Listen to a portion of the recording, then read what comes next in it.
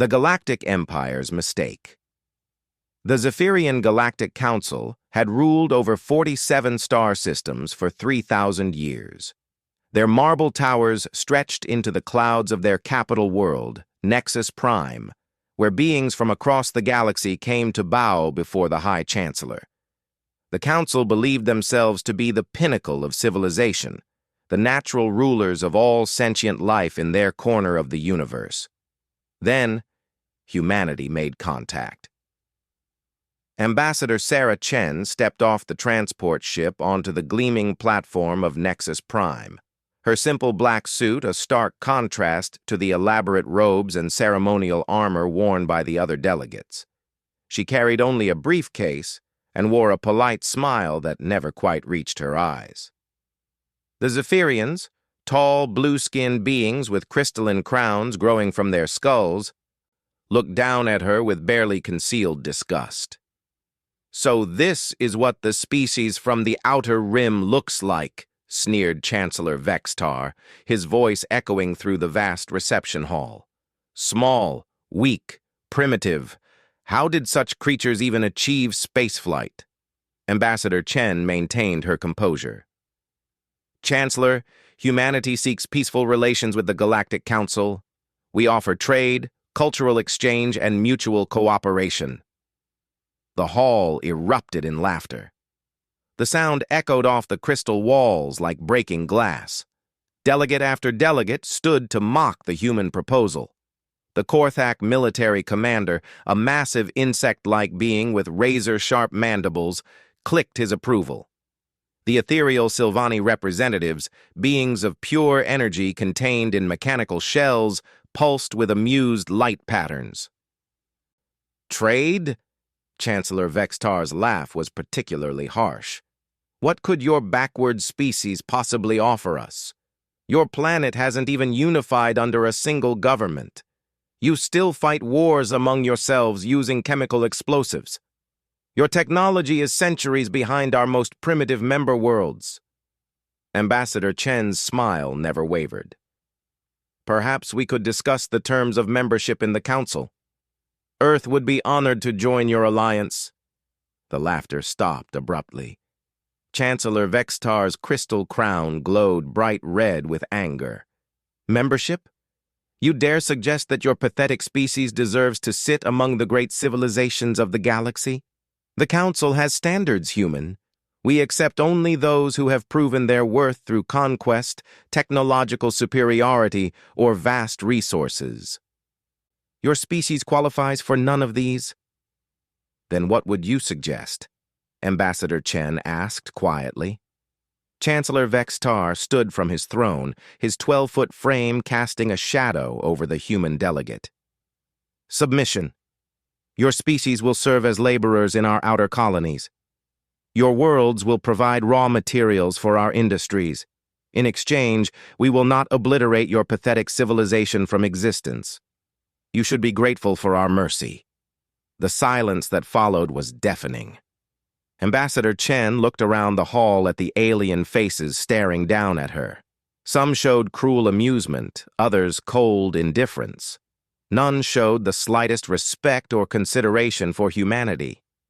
"I see," she said finally. "And if we refuse this generous offer?" Chancellor Vextar's smile revealed rows of needle-sharp teeth. "Then you will learn why the Council has remained unchallenged for 3 millennia. We will send our finest assassins to eliminate your leaders, starting with your most important military and political figures. Once your command structure collapses, your worlds will fall like dominoes. It will be quick, efficient, and decisive." Ambassador Chen nodded slowly. "I will convey your message to Earth's governments. However, I should warn you that humanity has a saying. You can judge a society by how it treats its weakest members. Your treatment of us today speaks volumes about your civilization." Chancellor Vextar waved dismissively. "Spare us your primitive philosophy. You have 7 standard days to surrender. After that, our assassins will begin their work." As Ambassador Chen left the Great Hall, The assembled delegates continued their mocking laughter. They had no idea that her briefcase contained detailed scans of their security systems, weapon signatures, and defensive protocols. They had no clue that her polite questions about council history and military might were actually intelligence gathering. Most importantly, they had no understanding of what humanity was truly capable of when pushed too far. The message reached Earth within hours of Ambassador Chen's departure from Nexus Prime. In a secure bunker beneath the Swiss Alps, representatives from every major nation gathered around a holographic display showing the Zephyrian ultimatum. The room was silent except for the soft hum of electronics and the occasional rustle of papers. 47 star systems, muttered General Harrison, rubbing his graying temples. They have fleets that could glass our planet from orbit. How exactly are we supposed to fight an entire galactic empire? Director Martinez of the International Intelligence Collective leaned forward. We don't fight them conventionally. That would be suicide. But they've made one critical mistake. Which is, asked President Nakamura. They think they understand us.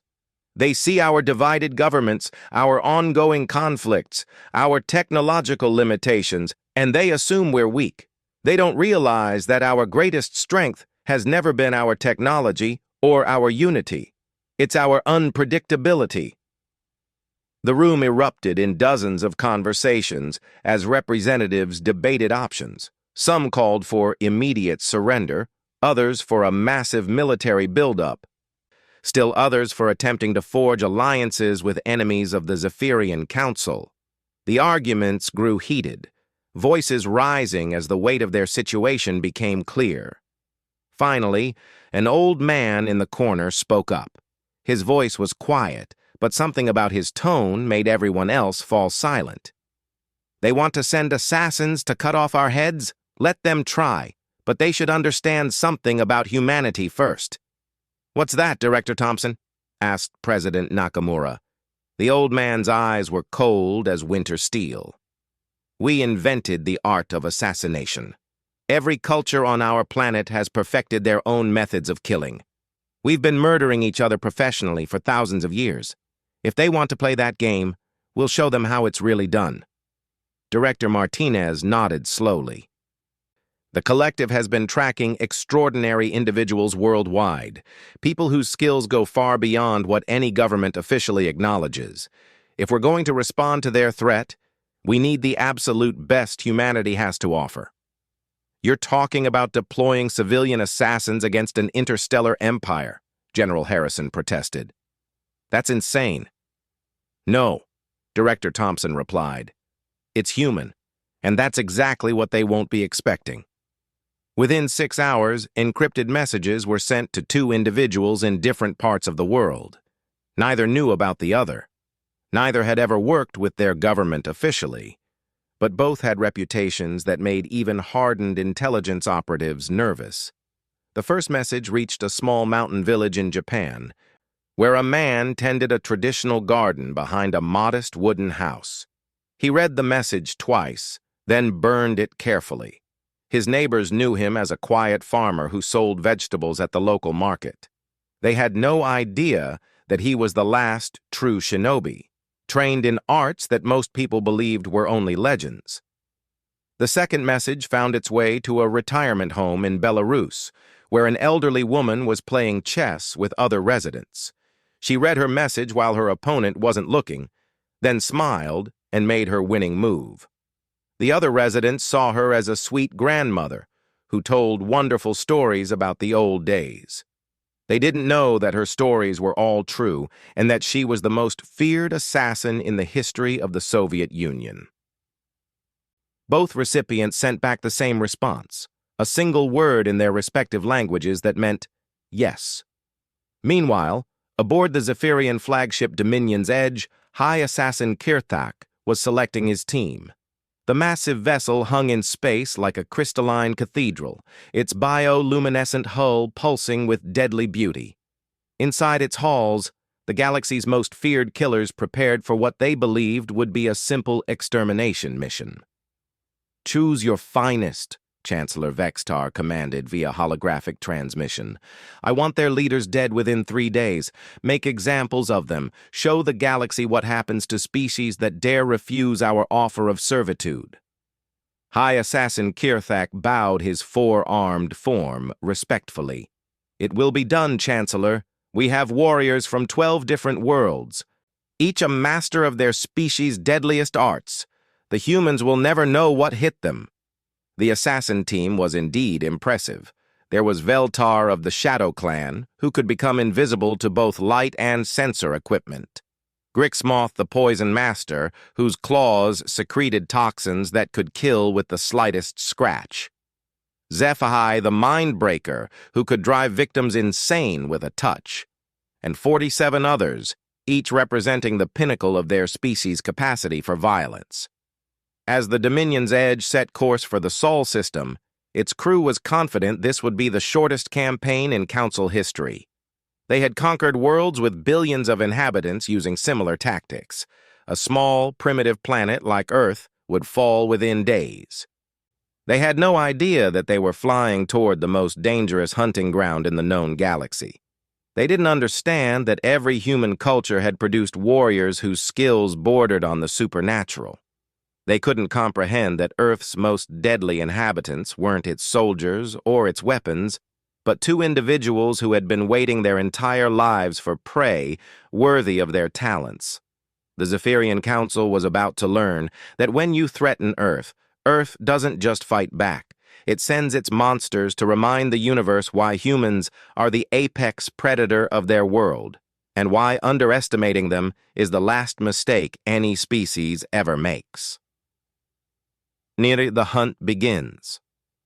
The Dominion's Edge dropped out of hyperspace at the edge of Earth's solar system, its arrival creating ripples in space-time that every sensor on the planet detected immediately.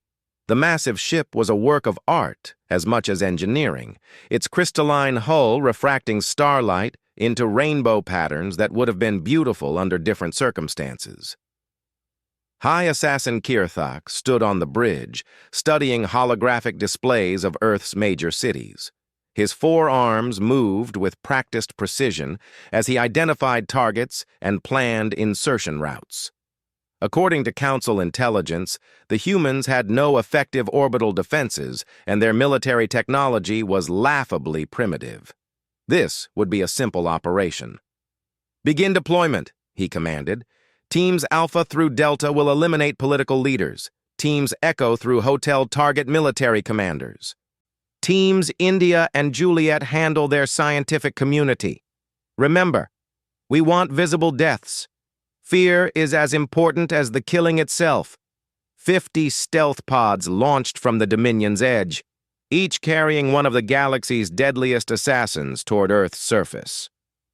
Their cloaking technology was centuries ahead of anything humans possessed. Their weapons could punch through tank armor or kill with the gentlest touch. Their training had taken decades and incorporated the finest killing techniques from across the galaxy. They expected to encounter primitive security systems and poorly armed guards. What they found waiting for them was something entirely different. In the mountains of central Japan, Kenji Yamamoto knelt in seiza position before a small shrine in his garden. To any observer, he appeared to be an elderly farmer engaging in morning meditation. The reality was far more complex. His stillness was the culmination of 60 years of training, his breathing controlled to the point where his heartbeat could barely be detected, his awareness expanded to encompass every sound, scent, and vibration in a half-mile radius. He had felt the alien ship's arrival like a disturbance in the natural order of things. The pods entering Earth's atmosphere created pressure waves that most humans would never notice, but to Kenji, they were as obvious as thunder. He counted 50 distinct signatures, tracked their trajectories, and calculated their likely landing zones. 3 pods were coming his way. Kenji rose smoothly and walked to his modest house. In the back room, hidden beneath seemingly innocent floorboards, lay the tools of his true profession. The katana was 600 years old, forged by a master smith and tempered in techniques lost to time.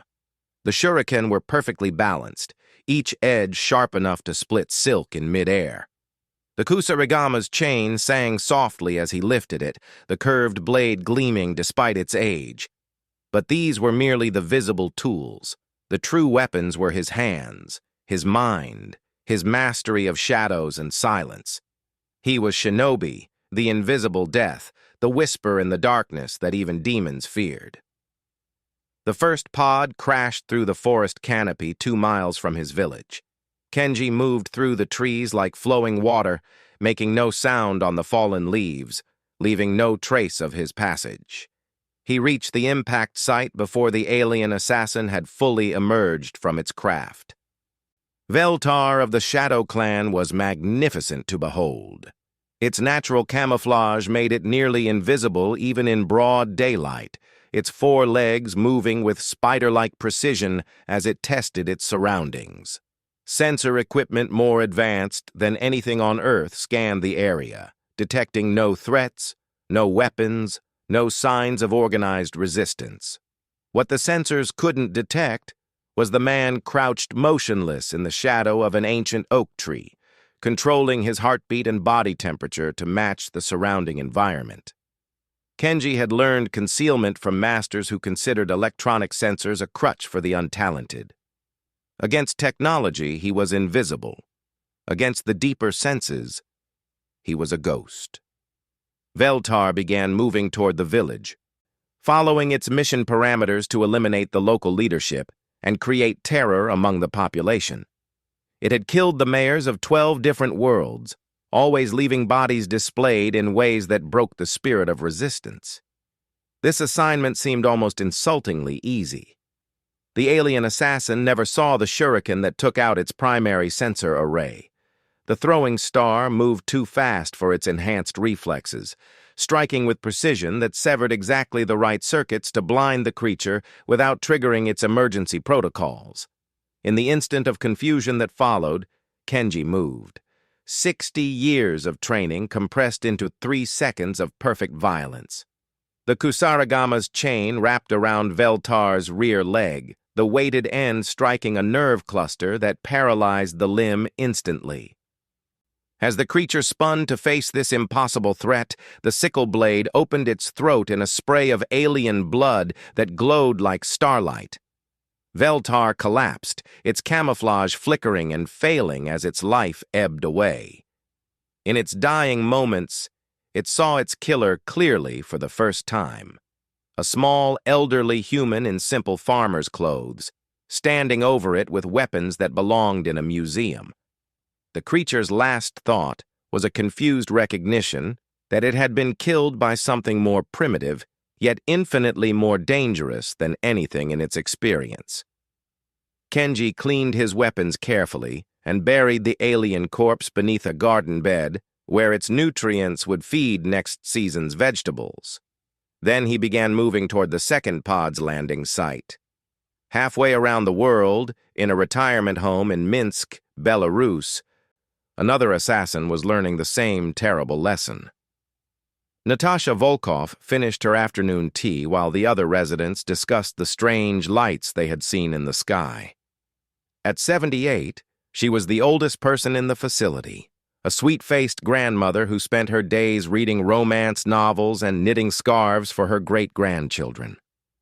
The staff loved her stories about the old Soviet days, full of romance and adventure that seemed almost too dramatic to be true. What they didn't know was that every word was accurate. Natasha had been the Soviet Union's most lethal operative, a woman so feared that her code name, Baba Yaga, was whispered in intelligence circles around the world. She had assassinated presidents, generals, crime lords, and anyone else who threatened the motherland. Her official record listed 97 confirmed kills. Her actual count was more than 3 times that number. The pod containing Grixmoth the Poison Master had landed in the woods outside the city.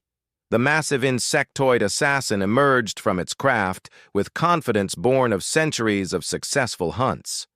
Its exoskeleton could deflect small arms fire, its natural toxins could kill with the slightest contact, and its compound eyes could track multiple targets simultaneously.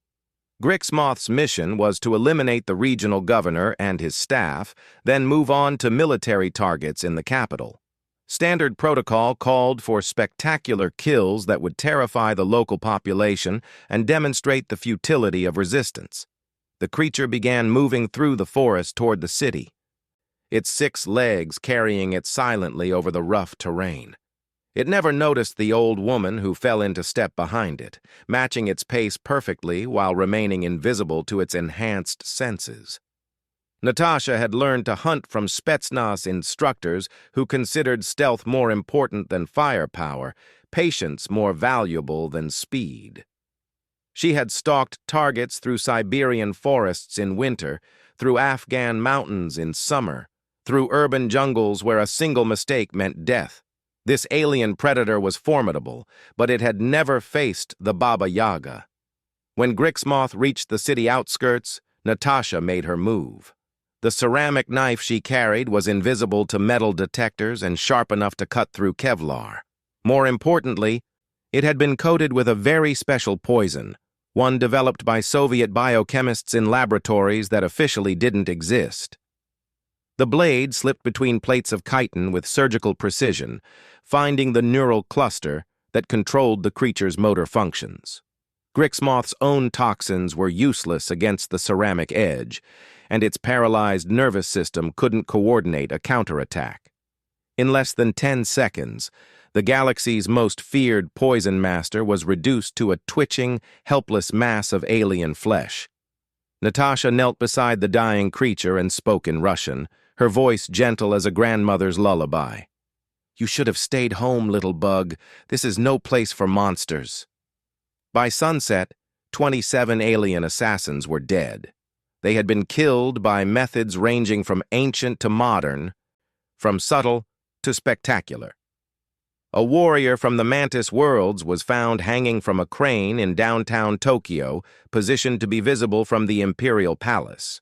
A shapeshifter from the Void Nebula was discovered in pieces scattered across Red Square, each part placed with mathematical precision. The survivors began to realize they weren't hunting prey, they were being hunted. High Assassin Kirthak received the casualty reports with growing disbelief. His finest warriors, creatures who had terrorized entire star systems, were being eliminated by beings the Council considered primitives. The humans weren't even using advanced technology. The autopsy data showed deaths by blade, poison, strangulation, and other methods that predated spaceflight. "How is this possible?" he demanded of his tactical officers. "These are humans. They barely discovered fire 10,000 years ago." His lieutenant, a cybernetic warrior named Nexus 7, reviewed the data streams from their fallen comrades. "High Assassin, preliminary analysis suggests we're facing opponents with capabilities that don't match our intelligence reports. These individuals demonstrate skills that our models categorize as impossible for their species' developmental level." Kirthak's rage made the air around him shimmer with barely contained energy. "I don't want analysis. I want results. Send the remaining teams to ground. No more individual hunts. Have them work in groups of 5. Surely even these impossible humans can't defeat coordinated attacks by multiple assassins." What he didn't understand was that coordination and numbers meant nothing when your enemies knew your location before you chose your targets, understood your capabilities before you demonstrated them, and had been killing professionally since before your species reached the stars. In Japan, Kenji Yamamoto sat in his garden as night fell, cleaning his katana with movements that were almost religious in their precision. Around him, the bodies of 6 alien assassins lay buried beneath his vegetable plots. Tomorrow, there would be more. He found himself looking forward to the challenge. In Belarus, Natasha Volkov returned to her retirement home in time for dinner, her hands still steady despite the afternoon's work. She had left 9 alien corpses arranged in patterns that would send a clear message to any who found them. Earth is protected by those who remember what it means to be apex predators. As she settled in for her evening chess game, Natasha smiled. It had been 20 years since her last real hunt. She was grateful that someone had finally sent her prey worthy of the Baba Yaga's attention. The Galactic Council had made their opening move. Now it was humanity's turn to show these would-be conquerors what Earth's finest were truly capable of when threatened. The real hunt was just beginning. The message delivered. 3 days after the first alien pod touched Earth's surface, High Assassin Kirthak stood alone on the bridge of the Dominion's edge, staring at tactical displays that told an impossible story. Of 50 elite assassins sent to eliminate Earth's leadership, only 3 remained active. 2 were confirmed dead, their life signs extinguished in ways that defied explanation. The third had simply vanished, its tracking beacon going dark in a manner that suggested either complete destruction or capture. For 3 millennia, the Zephyrian Council's assassins had been the ultimate expression of galactic power. Entire worlds had surrendered rather than face them. Species had voluntarily enslaved themselves to avoid their attention. Yet here, on this insignificant backwater planet, humanity had turned his greatest warriors into scattered corpses. "Sir," came the trembling voice of his communications officer. "We're receiving a transmission from the surface. It's coming from multiple sources simultaneously. Every major human settlement is broadcasting the same signal." Kirthak's compound eyes narrowed. "Put it through." The main screen flickered, then resolved into an image that made the High Assassin's blood run cold. 2 humans sat at a simple wooden table in what appeared to be a traditional Japanese house. One was an elderly man in farmer's clothing, his hands folded peacefully as he looked directly into the camera. Beside him sat an equally elderly woman in a flower print dress, smiling with the warmth of a beloved grandmother. Between them, arranged with artistic precision, were the heads of 47 alien assassins. The man spoke first, his voice carrying the quiet authority of someone accustomed to being obeyed. "I am Kenji Yamamoto, last of the Iga clan, heir to 900 years of shinobi tradition. This is my colleague Natasha Volkov, whom your intelligence networks may know by another name." The woman's smile widened slightly as she added in accented English, "Some called me Baba Yaga. Perhaps you have heard stories." Kirthak had indeed heard stories. Every intelligence organization in the galaxy kept files on Earth's most dangerous individuals, and the Baba Yaga was legendary. Supposedly, she had eliminated more high-value targets than any operative in human history. But those were just human targets, primitives with crude weapons and laughable security. How could she have... "You sent 50 assassins to our world?" Kenji continued, his tone conversational. "We have returned them to you. Well, most of them. A few were too damaged for proper presentation." Natasha gestured to the collection of alien heads with the casual air of a housewife showing off her garden. "Your warriors were skilled, but they made a fundamental error. They assumed that advanced technology makes one dangerous. In reality, the most dangerous predators are those who have learned to kill with anything, or nothing at all." "You see," Kenji added, "your species has grown soft. You rely on your weapons, your armor, your sensors.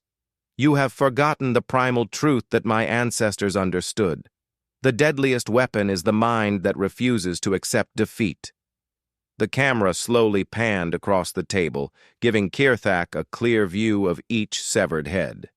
Veltar of the Shadow Clan, whose camouflage had failed him. Grixmoth the Poison Master, whose toxins had proven useless. Zeph-Hai the Mind Breaker, whose psychic abilities had been irrelevant when facing a blade across the throat. All of them, every single one, had been killed by these 2 seemingly harmless humans. We understand that you represent something called the Galactic Council, Natasha said, her voice carrying a grandmother's gentle patience. Your chancellor made humanity an offer: surrender or face extinction. We have considered this proposal carefully. Kenji nodded. Our response is as follows. Earth respectfully declines your offer of servitude. Furthermore, we extend a counter-proposal. Leave our space immediately and never return, or we will be forced to visit your worlds and explain our position in person. You should understand, Natasha added, her smile never wavering, that what you have witnessed today is not humanity at war. This is humanity being polite. We sent only 2 people because we wanted to minimize casualties. If you force us to take more serious action, we will send more than 2. The implications of that statement hit Kirthak like a physical blow. If these 2 elderly humans could eliminate 50 elite assassins, what could humanity's actual military do? What could thousands or millions of humans with similar capabilities accomplish? Your assassins were very informative before they died, Kenji continued. We now know the location of your fleet, your homeworld, your command structure, and your defensive capabilities. This information has been shared with appropriate authorities. Natasha leaned forward slightly, her expression becoming almost motherly. You have 12 hours to begin your departure from our solar system. After that, we will assume that you prefer to handle this matter the hard way. I must warn you that while your technology is impressive, you are dealing with a species that has been perfecting the art of violence for its entire evolutionary history. Every human culture has produced warriors whose skills border on the supernatural, Kenji added. We are what happens when a species spends millennia learning to kill each other with style, efficiency, and creativity. You have met only 2 of us. Earth has billions. The transmission shifted, showing footage that made Kirthak's breathing apparatus struggle to function properly. Humans in various locations around their planet, all holding weapons that ranged from crude to sophisticated. Soldiers, martial artists, hunters, criminals, athletes, all unified by the same cold intelligence he had seen in the eyes of the 2 elderly killers. We do not seek conflict with your empire, Kenji's voice continued over the images. We understand that you rule through fear and intimidation. That system works well with species that value their lives more than their freedom. Unfortunately for you, humans have a saying, give me liberty, or give me death. We mean it literally. Natasha's voice joined in, sweet and deadly. Your council has ruled for 3,000 years because no one has challenged you effectively. That ends today. Not because we have better weapons or larger fleets, but because we are willing to do whatever it takes to remain free. The final image showed Earth itself, blue and beautiful against the star field. But now Kirthak could see it for what it truly was. Not a primitive world ripe for conquest, but the home of apex predators who had been shaped by millions of years of evolution into the perfect killers. 12 hours, Kenji repeated. After that, we stop being polite. The transmission ended, leaving the bridge of the Dominion's edge in absolute silence. Kirthak stared at the blank screen, his mind struggling to process what he had witnessed. In 3 days, 2 humans had accomplished what entire rebel fleets had failed to do in centuries. They had made the Galactic Council's finest weapons afraid. Sir, his communications officer asked hesitantly, your orders? Kirthak closed his eyes and thought of Chancellor Vextar's arrogant demands. The Council expected him to return with news of humanity's submission, their leaders dead and their spirit broken. Instead, he would have to report that Earth was defended by creatures so dangerous that even considering an invasion was suicide. Signal the fleet, he said finally. We're leaving. Sir, but the Chancellor's orders were specific. We cannot return without completing the mission. Kirthak turned to face his bridge crew, and they saw something in his expression that made them recoil. It was fear, not just of the humans, but of what those humans might do if provoked further. "Those were not humans," he said quietly. "Those were demons wearing human faces. The council sent us to hunt prey and instead found predators. If we remain here, if we continue this mission, they will come for us, and if they come for us, they might decide to visit the council worlds as well." The thought of Kenji Yamamoto materializing in Chancellor Vexitar's private chambers, or of the Baba Yaga paying a social call to the council's military commanders, made Kirthak's skin crawl. The humans had made their point with surgical precision. They were not prey to be hunted, but apex predators to be avoided at all costs. "Set course for Nexus Prime," he ordered. "Maximum speed. And pray to whatever gods you worship that they don't decide to follow us home." As the Dominion's edge retreated from Earth's solar system, its sensors detected something that would haunt Kirthak's dreams for the rest of his life. Small human spacecraft were beginning to launch from Earth's surface, not in pursuit of the alien fleet, but heading toward various points throughout the galaxy. The humans weren't content to simply repel the invasion. They were going to deliver their message personally to the Council. On Earth, in a small mountain village in Japan, Kenji Yamamoto carefully wrapped his katana in silk and returned it to its hidden compartment. The weapon had tasted alien blood and found it satisfying. Around his garden, the vegetables were growing particularly well this season, nourished by nutrients from very exotic sources. In Belarus, Natasha Volkov returned to her chess game with the other residents, regaling them with a new story about the old days. This one involved hunting strange creatures in a magical forest, dealing with monsters who thought they were cleverer than they actually were. The other residents laughed and applauded, thinking it was another of her delightful fairy tales. Neither of them mentioned the small gifts they had received from their respective governments, coordinates and travel arrangements for anyone they might want to visit in the near future. The galaxy was vast, but humanity had learned long ago that distance was no protection from those who were truly determined. The Galactic Council had sent an army of assassins to intimidate Earth. In response, Earth had sent just 2 people to deliver a simple message: humanity was not prey. They were the apex predators of their world, and they had just reminded the galaxy why that distinction mattered. The war was over before it had truly begun. The Council would learn to respect humanity, or they would learn why even demons fear the dark. Either outcome was acceptable to the species that had crawled to the top of their planet's food chain by being better at violence than anything else evolution could produce. Humanity had been introduced to the galaxy. The introduction had not gone as anyone expected, but it was certainly memorable. And across the stars, in the deepest chambers of the Council's greatest strongholds, new security measures were being implemented, not to keep humans out, but to detect them before they decided to pay a visit. The galaxy had a new apex predator. Its name was humanity, and it had just announced its arrival by returning the Council's assassins in small, carefully wrapped packages.